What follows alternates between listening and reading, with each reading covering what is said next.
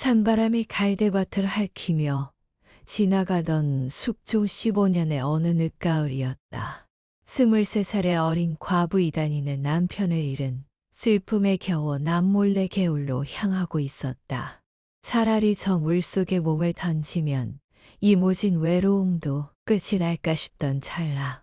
마을 편들이 낡은 똥통 속에서 가느다란 울음소리가 새어나왔다.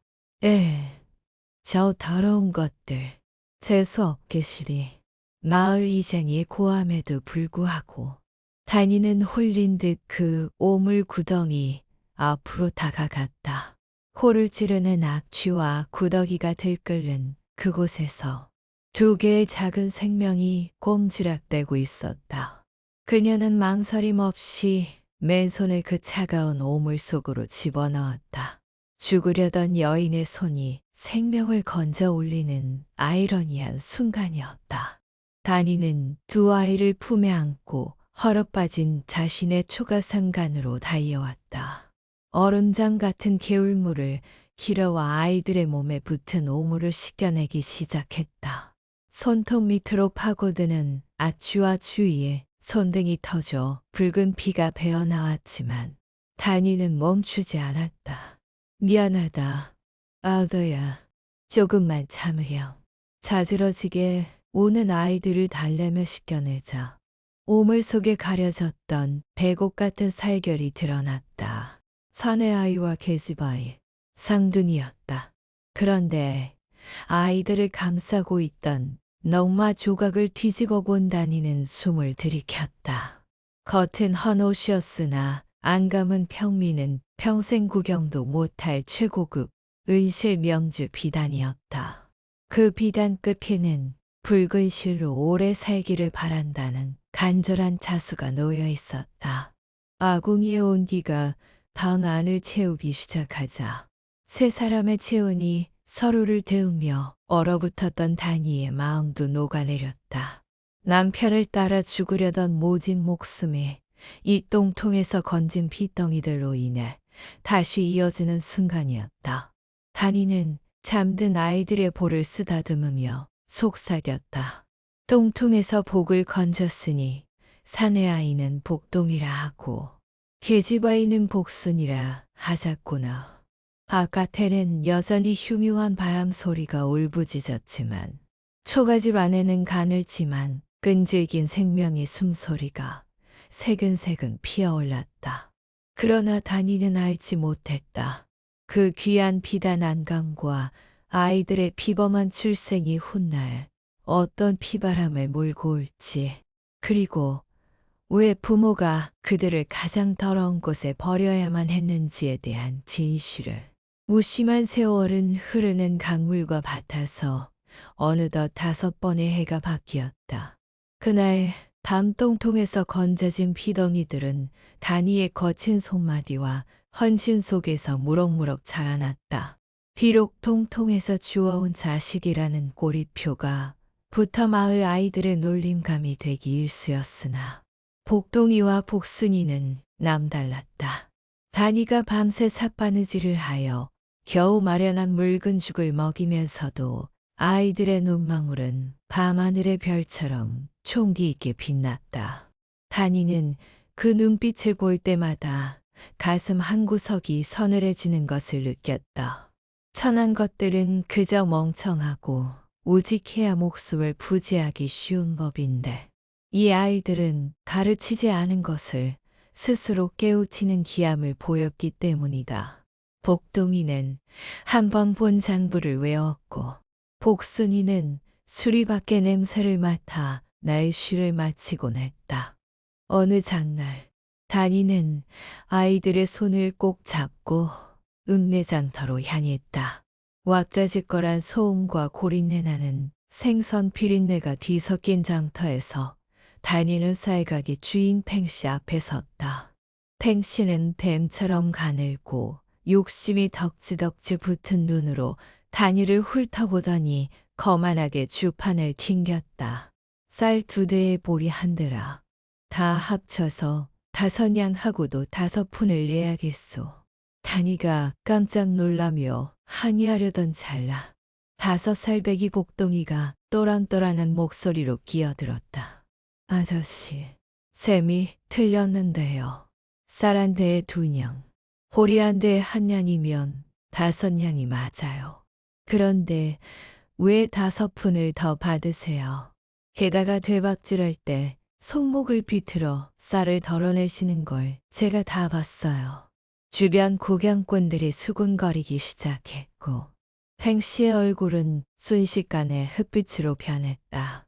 장터 한복판에서 벌어진 꼬마 천재의 활약에 사람들이 환호할 때 골목 어기검은 갓을 깊게 눌러쓴 사내가 그들을 주시하고 있었다. 바로 이 지역의 소작농들을 쥐어짜기로 악명 높은 말은 박씨였다. 그는 뱀 같은 눈으로 복동이의 당당한 기세를 살피더니 입가에 비릿한 미소를 머금었다. 똥통에서 건진 것들이 제법 돌돌하단 말이지. 천한 집안에서 저런 기계가 나올 리가 없는데. 박 씨는 품속에서 낡은 장부를 꺼내 들며 단이 식구의 뒤를 밟기 시작했다. 단이는 사람들의 칭찬에도 불구하고 왠지 모를 불안감에 아이들의 손을 더욱 꽉 쥐었다. 비범함은 때로 칼날이 되어 돌아오는 법임을 그녀는 본능적으로 느끼고 있었다. 해는 뉘엿뉘엿 저물어가고 박 씨의 거대한 그림자가 세 사람의 뒤를 길게 덮쳐왔다. 해는 뉘엿뉘엿 저물어 서산으로 넘어가고 묵은실 마을에도 어김없이 칠흑 같은 어둠이 내려앉았다. 구멍난 문풍지 사이로 매운 늦가을 갈바람이 휘우하고 들이닥치니 방 안의 호롱불이 위태롭게 흔들리며 벽에 거대한 그림자를 만들어냈다. 단이는 아이들을 아랫목 깊숙이 밀어넣고 다 해진 속이불을 목까지 덮어주었다. 장터에서 느꼈던 그 불길한 시선이 가슴 한구석에 묵직한 돌덩이처럼 얹혀 불안감이 가시지 않았기 때문이다. 드르륵, 단이는 떨리는 손으로 바느질감을 잡으려 했었지만 손끝이 차갑게 식어 자꾸만 헛손질을 했다. 오래 벌어온 돈으로 쌀은 샀지만 앞으로 닥칠 혹독한 겨울을 생각하면 한숨이 절로 나왔다. 정적을 깨고 살인문을 걷어차는 소리가 요란하게 울려 퍼졌다. 단이가 깜짝 놀라 바늘에 손가락을 찔리고 말았다. 휘방울이 맺힐 새도 없이 방문이 거칠게 열리며 찬 바람과 함께 역한 술 냄새가 방 안으로 훅 끼쳐 들어왔다. 아니, 이 밤 중에 누구? 나름 어르신? 문 앞에 서 있는 이는 마을의 소작농들을 쥐락펴락하는 말은 박씨였다. 그는 갓을 삐딱하게 쓴 채 누런 이빨을 드러내며 비릿한 웃음을 흘리고 있었다. 그의 뒤로는 횃불을 든 건장한 하인 2놈이 버티고 서 있어 위압감을 더했다. 박 씨는 신발도 벗지 않은 채 흙푸성이 발로 방 안으로 성큼 들어왔다. 접어. 그가 걸음을 옮길 때마다 바닥에 깔린 멍석에 비명을 지르는 듯했다.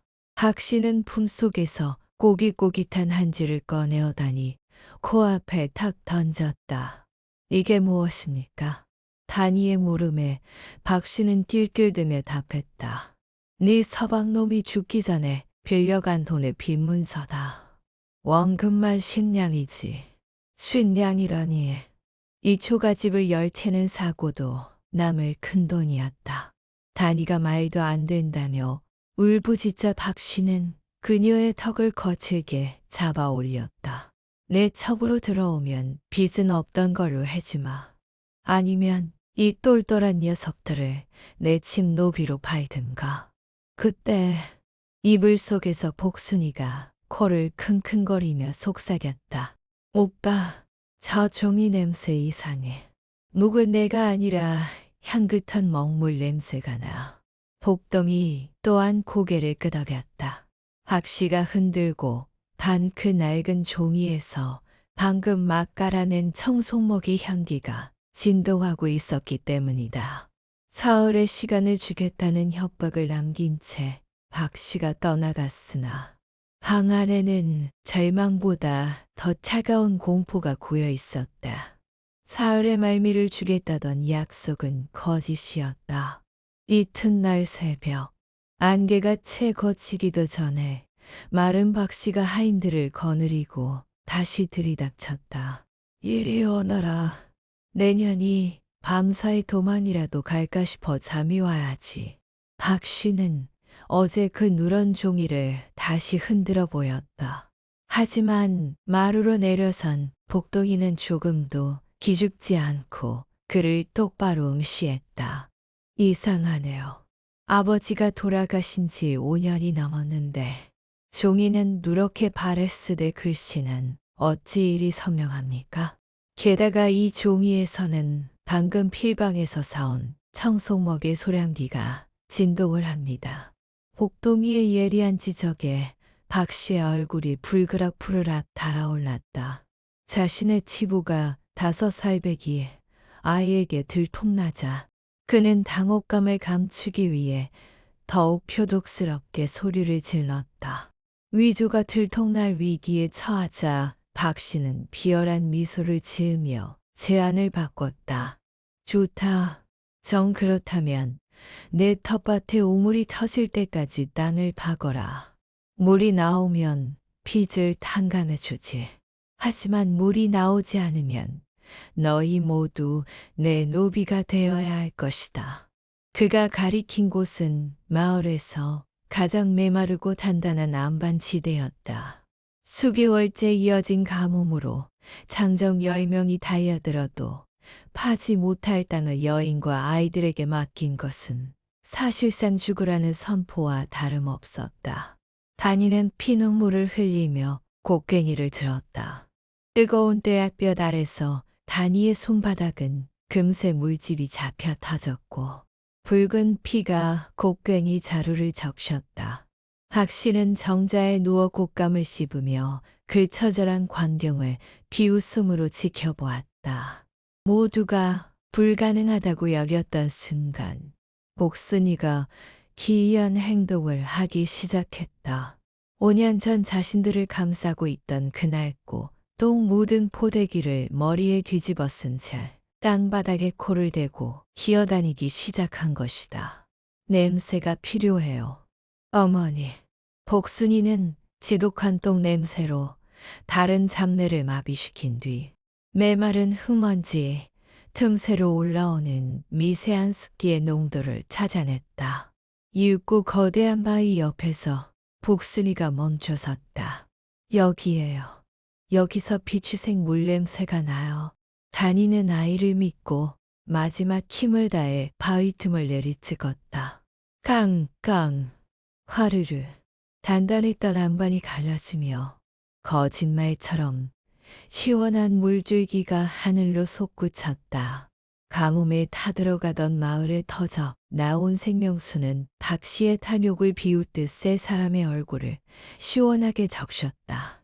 활활 쏟아지는 물줄기는 마을 사람들에게는 가뭄을 끝낼 축복이었으나 이를 지켜보는 마른 박 씨의 눈에는 도끼가 서렸다.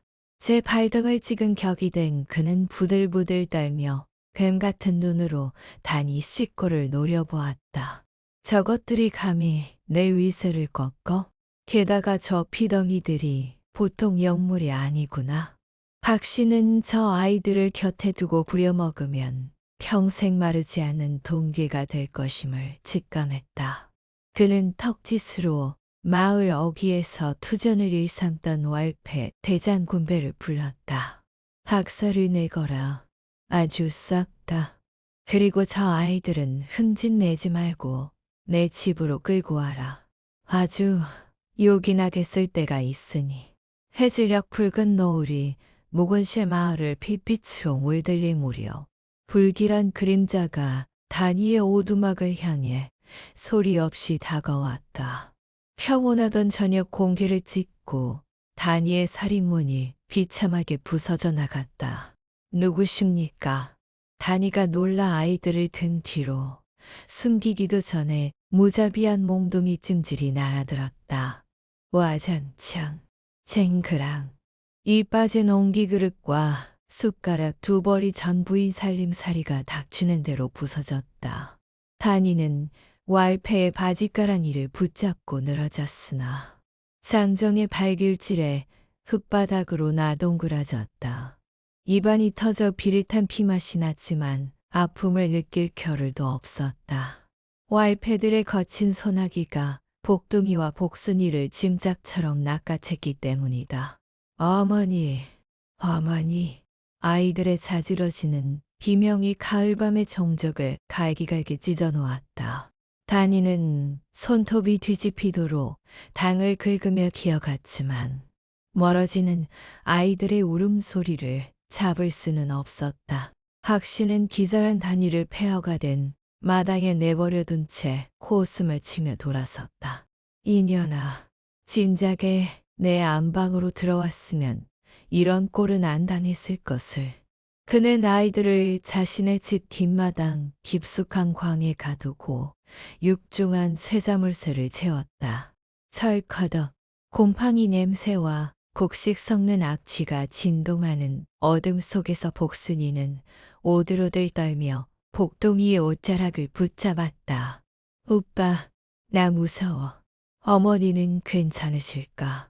복동이는 동생의 작은 손을 꼭 쥐었다.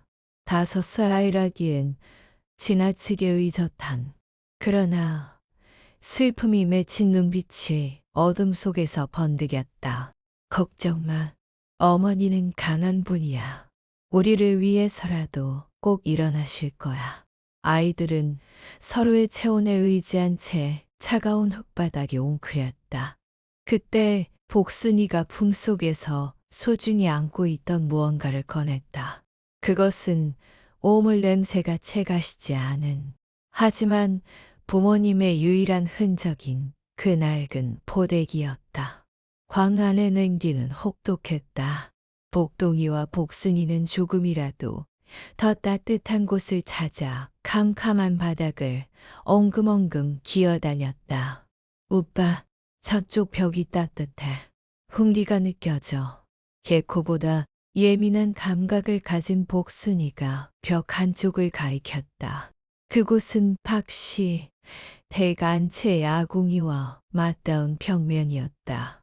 안방 군불을 떼며 굴뚝으로 나가는 열기가 벽돌을 데워 그 부분만 미지근한 온기를 품고 있었던 것이다. 아이들은 그 벽에 등을 기대고 앉아 서로를 꼭 껴안았다.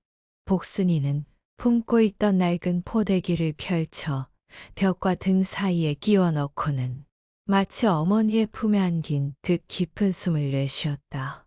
타닥타닥 벽 너머에서 장자 타는 소리가 희미하게 들려왔다. 미세한 열기가 차가웠던 포대기 속으로 스며들기 시작한 바로 그 순간이었다. 오빠, 저게 뭐야? 복순이가 놀란 목소리로 소리쳤다. 문틈으로 새어 들어온 한 줄기 서늘한 달빛이 포대기를 비추고 있었는데 방금 전까지만 해도 누렇고 지저분하기만 했던 천 위로 붉은색 지렁이 같은 문양들이 꿈틀거리며 나타난 것이다. 복동이가 눈을 비비고 자세히 들여다보았다. 그것은 지렁이가 아니었다.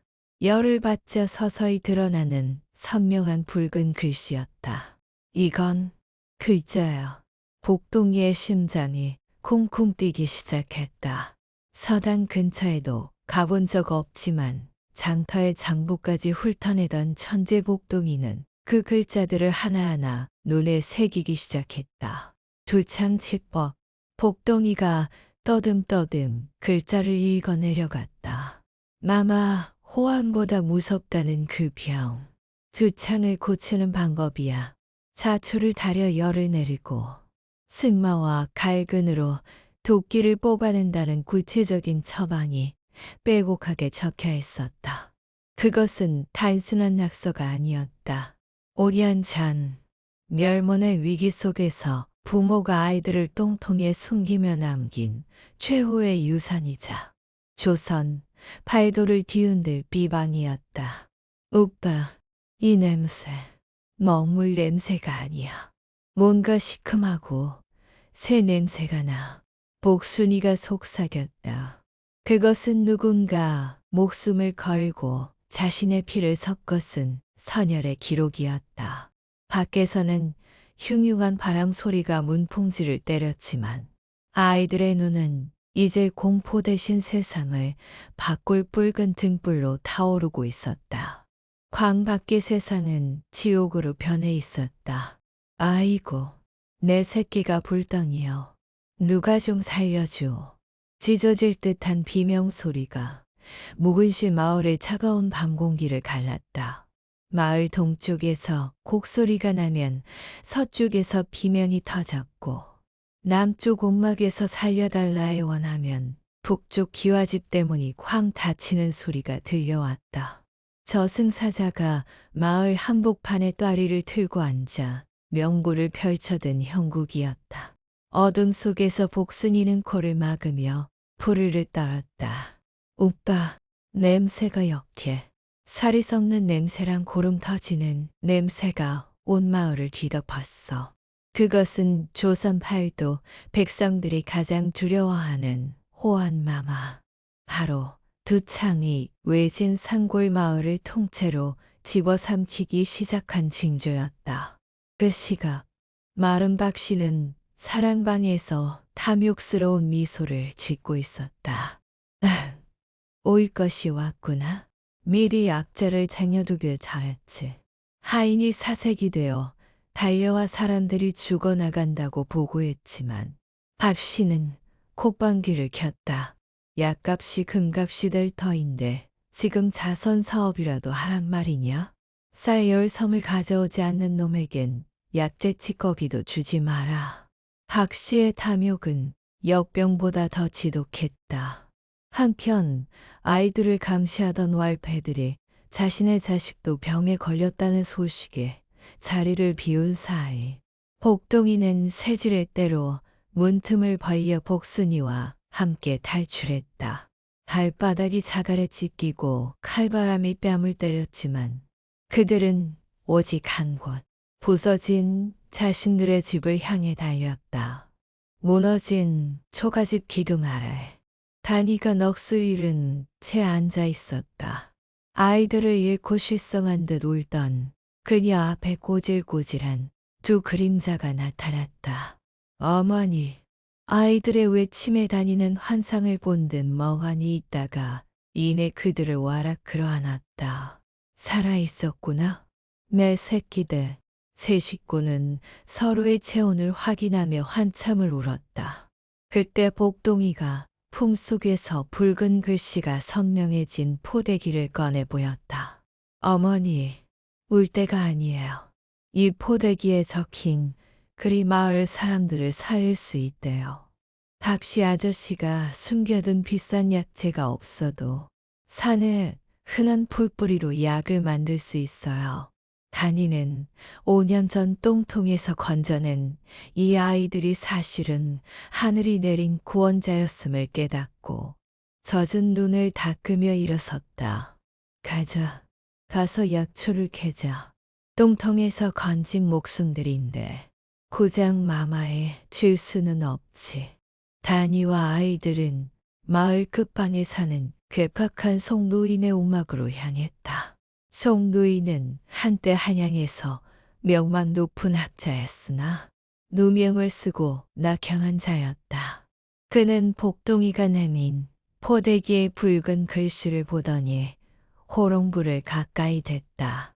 이 필체는 5년 전 멸문당한 신의 김대감의 필체가 틀림없어. 노인의 손이 사시나무 떨듯 떨렸다. 자네들이 건져낸 이 아이들이 바로 그 집안의 마지막 핏줄이었구먼. 이 포대기에 적힌 것은 세상이 잊어버린 두 창신방 일세. 노인은 눈물을 훔치며 약초 그림을 그려주었다. 박씨 놈의 창고에는 없지만 우리 산 바위 틈에 지천으로 널린 것들이지. 승마, 쥐치, 그리고 칡뿌리. 이것들이면 충분하네. 매운 초겨울 칼바람이 나뭇가지를 흔드는 험한 산길을 새 모자는 쉼없이 올랐다. 복순이는 짐승 같은 후각으로 땅속의 약초 냄새를 찾아냈고, 단이는 손톱이 뒤집히도록 얼어붙은 땅을 파헤쳤다. 어머니, 여기에요. 매콤하고 쌉쌀한 냄새가 나요. 복순이가 가리킨 곳엔 보랏빛의 집뿌리가 숨어 있었다.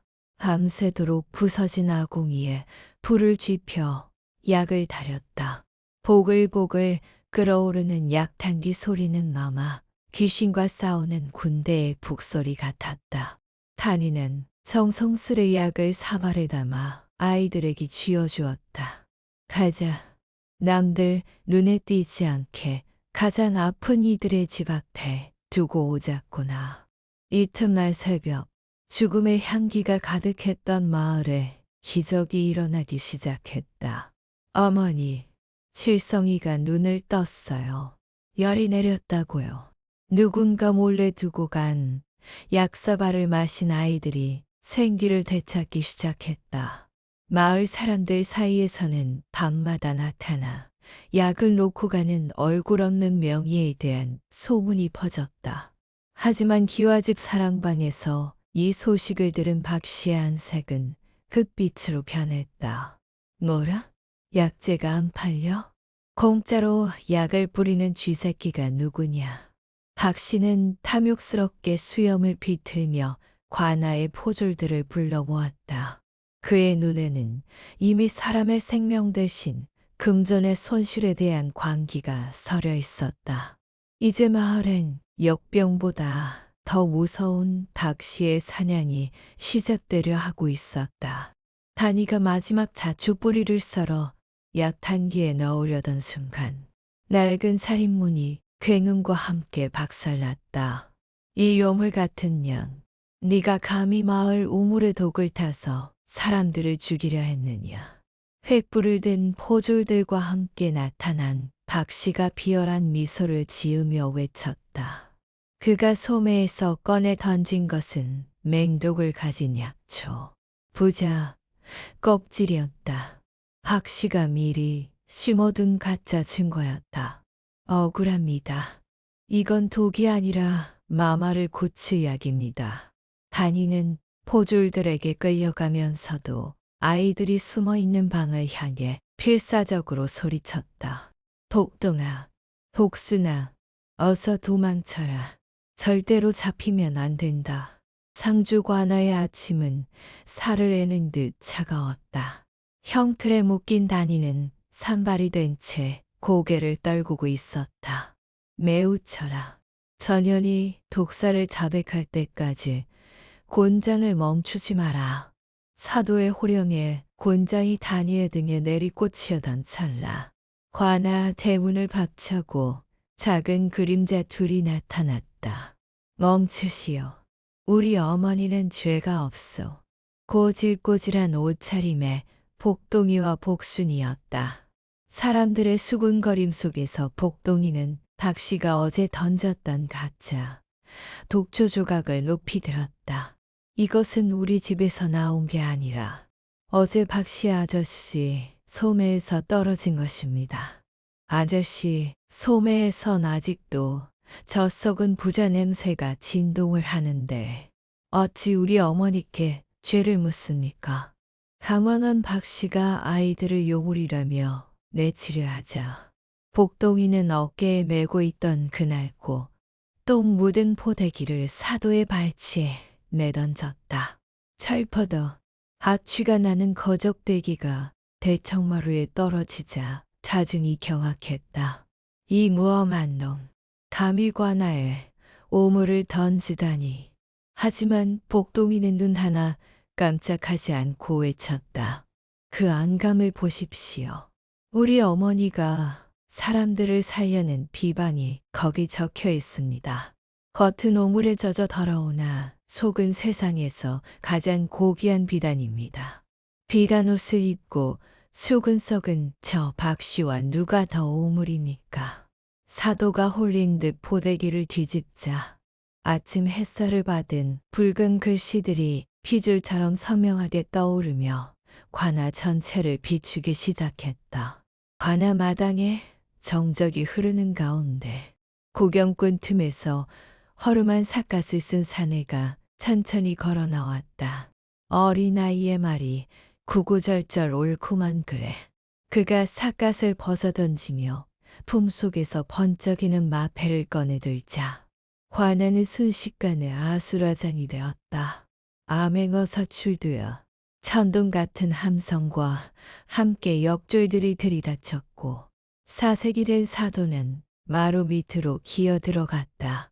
어사이 몽룡은 단이의 포승줄을 직접 풀어주며 목동이가 내민 옥패 반쪽을 자신의 것과 맞추어 보았다. 딸깍 5년의 세월을 뛰어넘어 하나가 된 옥패는 구름을 뚫고 승천하는 용의 형상이었다. 과연 그날 밤 똥통에 숨겨진 김대감의 핏줄들이 살아있었구려.